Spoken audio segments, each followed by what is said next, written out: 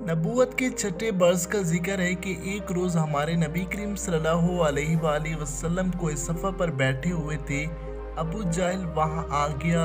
उसने नबी करीम को पहले गालियाँ दी और जब नबी करीम सल्लल्लाहु अलैहि वसल्लम गालियाँ सुनकर चुप रहे तो उसने एक पत्थर हजूर करीम सल्लल्लाहु अलैहि वसल्लम के सर पर दे मारा, जिससे खून बहने लगा। आप सल्लल्लाहु अलैहि वसल्लम के चचा हज़रत हमज़ा को खबर हुई। वो अभी मुसलमान ना हुए थे। कराबत के जोश में अबू जहल के पास पहुंचे और उसके सर पर इस जोर से कमान मारी कि वो जख्मी हो गया।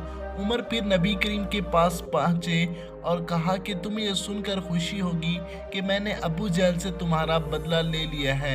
नबी करीम सल्लल्लाहु अलैहि वसल्लम ने फरमाया, चचा जान, मैं ऐसी बातों से खुश नहीं हुआ करता। हाँ, अगर आप मुसलमान हो जाएं तो मुझे बड़ी खुशी होगी। हज़रत हमज़ा उसी वक्त मुसलमान हो गए।